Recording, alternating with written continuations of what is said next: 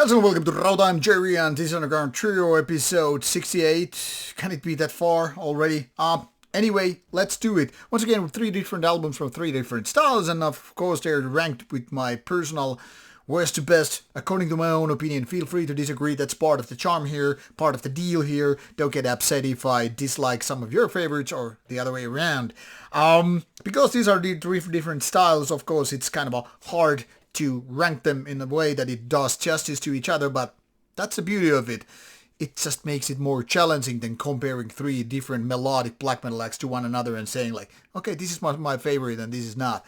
So here we have one from United States, one from Switzerland, and one from what the hell was this from?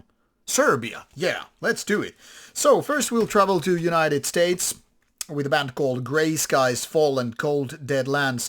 This band has been here from the 90s, so they are not newcomers, but these albums are all a little bit older than they came here when they were like already old a little bit. So 2021 album is this one, and they actually have a new album out already after this one. So this actually works as promotion for the new album as well. Now this is a peculiar case of doom and death metal blending into traditional epic doom, and so it might sound like twice the doom and 1/3 of death metal. And in fact, that's actually what's the case here. The thing here is, now you're thinking probably of bands like My Dying Bride early, Anathema, maybe even Paradise Lost early years and all that stuff when you're thinking about early death doom things. Now what those bands have in common is of course the British, gothic, very dark and bleak atmosphere. Whereas Skies Fallen is more like, okay, let's do a little bit winter in the mix, let's just put the death metal aside for a little bit, add more epic doom, and there you have it. So you have epic doom metal vocals, which are really good. Then you have those classic death doom growly vocals, and of course the heavy riffing, mid and slow tempo, doing the death metal part. Now, this would sound fantastic if it only was more about the epic doom. And this comes from a person who is not really a doom fanatic. The thing here is, I think when this band taps to their epic doom phase, it's actually where they are the most powerful, most impactful, because their death doom is missing that bleak gothic doom kind of a thing, which is definitely like the pretty sad as you get the, water pouring down and your tea is already cold and you're like staring. Yep, it's not nice. Whereas these guys from New York City, I mean, it's a beautiful, massive metropolis. I love it. I just don't get the gothic vibes here. I mean, probably there are a lot of miserable places in New York City. I mean, after all, Typo Negative is coming from there. But they're more like unable to focus whether they should really go for the deep end of doom death metal or epic doom. And as such, they're making compromises with both departments. And I think that's part of the thing which is not making this that too charmful.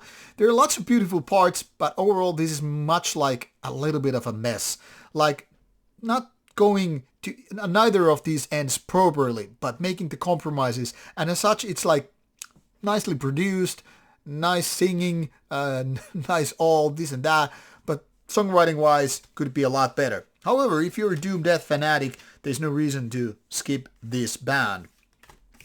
Then we have this one-man project from Switzerland, and this is something that is technically speaking a solo project, because Bornhake, the man with the band, is active in many other bands. This is just one of his ventures, and here you, by the way, see the complicated name, Nivatakavachas, or something like that. 3 tracks, roughly 33 minutes or so, meaning 3 lengthy tracks.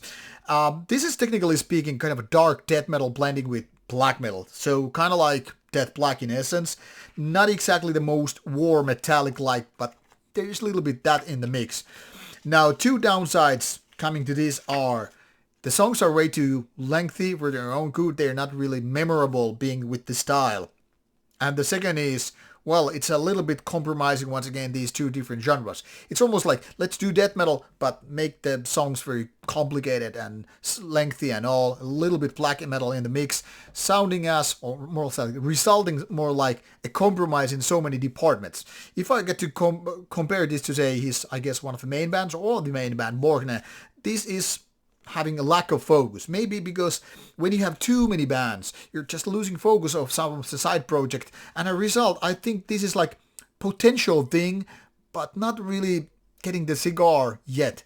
There are some cool, dark, heavy parts happening, but like I said, the song lengths are too much to handle, which lacks like focus and repetition and memorability as such. But it's interesting if you're into darkened black, or I mean, well, death black I guess would be the suitable name for this. So maybe in the future, that being the only album by this solo project so far.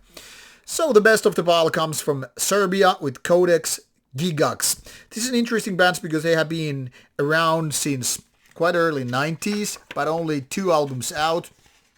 And a lot of lineup changes, which I guess results this band being not too active throughout the years with albums and all. But when they finally got this album out in around 2021, yeah, here it says that, this actually is like a cool old school death metal with a little bit trash in the mix, which then again translates just as old school death metal. I mean, whether we're talking about it, early Death, Possessed, Cannibal Corpse and the like, you always know that, even Morbid Angel debut, you always know that old school death metal, when appropriately done, is all about mixing a little bit trash in the whole thing. But this is flirting with death, Kidder likes, and Acheron, all both from USA, and as such this Serbian band definitely has more the American way of doing death metal. I mean, it's varied more than you could say about many bands, speaking about Obituary, Cannibal Corpse, D-Side and all that stuff. Scaffold is like, yeah, we have plenty of that ideas coming from, and as such its results being quite interesting. The production is heavy, the vocals are pretty good, they are not super growly, super deep in the end, and as such they're more like a kind of a grunty growly thing, which I think is very good, because now it has more variety in terms of, you know, how do you do vocal performances. Like you have more singing just versus pure growling, like or mwah, you know, kind of a thing, without going too raspy and screamy with the vocals. And like I said, the riffs are a varied style. They're more trashier parts, they're more melodic parts, and they're just more like guitar harmonies and, you know, lots of old school stuff happening here. It might not be the most memorable out there, but it's definitely the good side of things happening old school death metal and still being 2021 album. So I would say old school album, which is just taking time in its modern era. So the best of the pile for me anyway. So 3 different styles.